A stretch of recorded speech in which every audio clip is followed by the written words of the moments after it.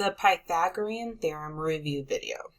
So this video does not explain how or why the Pythagorean Theorem works. It's simply just going to show you how to use it when you're trying to find the length of a side of a right triangle. So the key with this theorem is that it only applies to right triangles. So remember, one of the three corners or vertices of a triangle has to be 90 degrees, whoops, that's a percent sign, 90 degrees in order for it to be a right triangle and in order for this theorem to work. So that's the first step. If the triangle is not a right angle, then this entire theory does not work. Okay, but let's assume you're working with right triangles. So I'm going to use this picture of this triangle, and you can assume that it is a right triangle.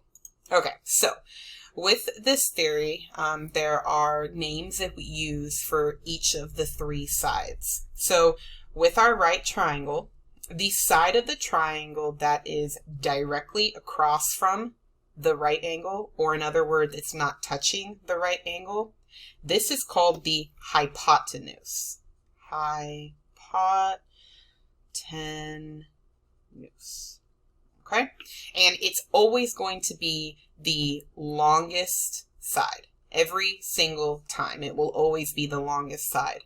And when we are talking about the hypotenuse, we usually use the letter C. Okay, the other two sides of this triangle are called the legs. And the legs are the two sides of the triangle that connect or are on either side of our right angle. Now, the legs are interchangeable for this theory, so we always use letters A and B to represent the legs of a right triangle, but A and B can be switched. As long as you keep it consistent once you start working on a problem, it doesn't matter which of the two legs is A or B. But for the sake of this problem, I'm going to leave them the way I had them before. So now I have my three sides of my triangle labeled, both with their names. So remember, hypotenuse is directly across from the right angle. The hypotenuse side does not touch the right angle. And then the other two sides, which are on either side of the right triangle, so here, the right angle here and here are called the legs, or A, B, and C. So again, this video does not explain why this is true. You can look at other videos online for that. This is simply solving to find the missing side. So here is the equation for the Pythagorean theorem. A squared plus B squared equals C squared.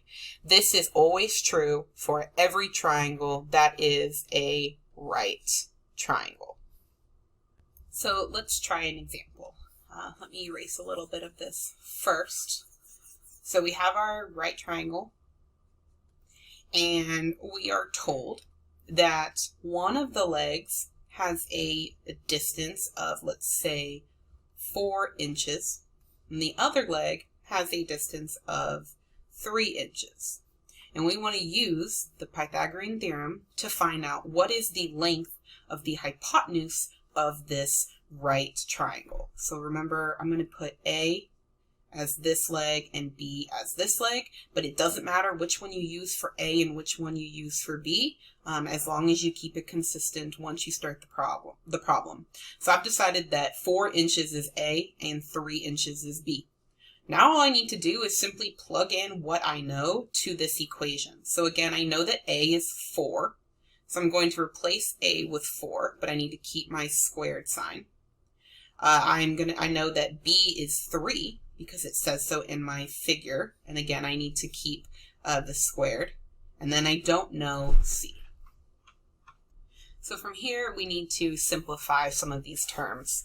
So 4 squared, remember, is the same as 4 times 4. We're multiplying 4 by itself twice, which is 16.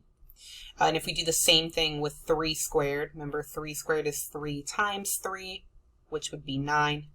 and we're just going to pull down our c squared because we don't know what c is. We can't actually square it yet.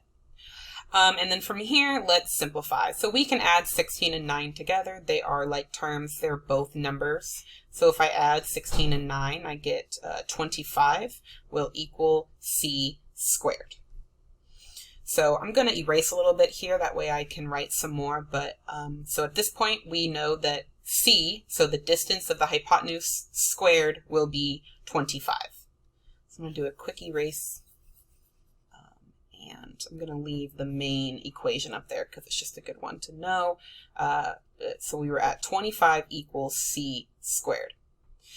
Now, our goal is to get c alone. So we want it to be an answer equals c. And the only thing in the way of c being alone on the right-hand side is this squared symbol. So we need to get rid of that. And in order to get rid of anything in an equation, we have to do the inverse or the opposite. So I do have a video on the relationship between exponents and roots if you want to go look that up on my page. But so from here, in order to get rid of this squared, we need to do the inverse, which is the square root. So a square root actually cancels the squared, so that way all that's left is c. But remember, whatever you do to one side, you have to do it to the other. So because I squared the right side, I need to also, because I square rooted the right side, I also need to square root the left. So the square root of 25, or in other words, which number multiplied by itself will equal 25?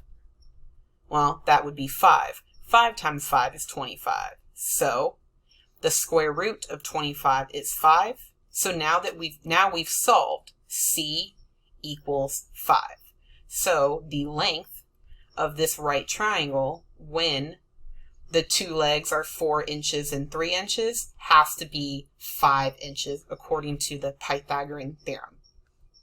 So this was a sample problem when we are given two or both of the lengths of the legs, and we need to find the hypotenuse. The other type of problem that you may get is when you're given one of the legs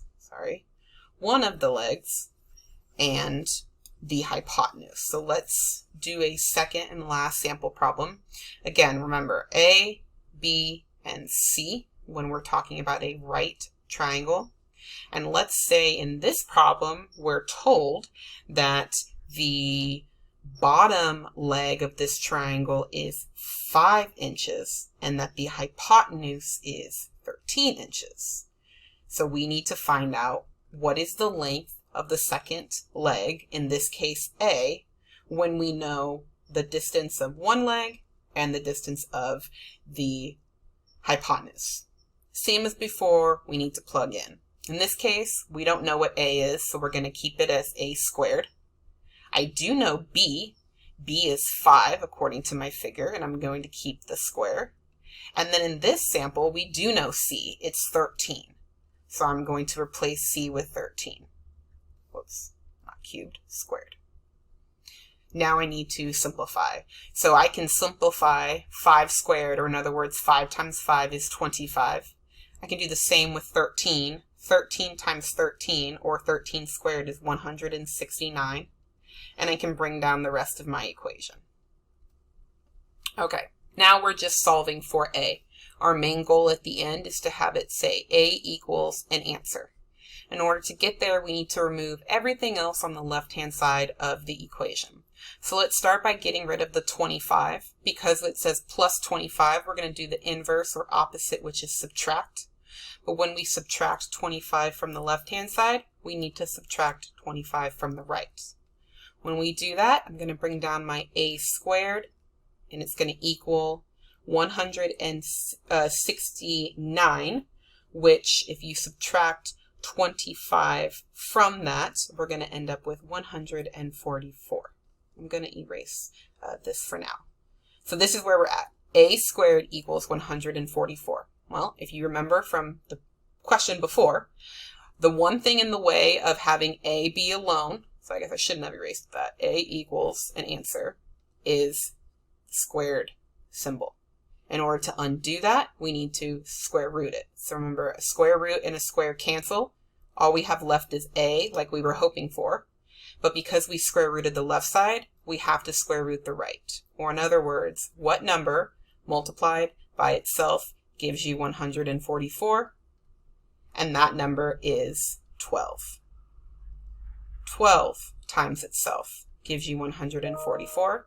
So in this case of this right triangle, when we are told that one of the legs is 5 inches and the hypotenuse is 13 inches, we know that according to the Pythagorean theorem, the length of leg A has to be 12 inches.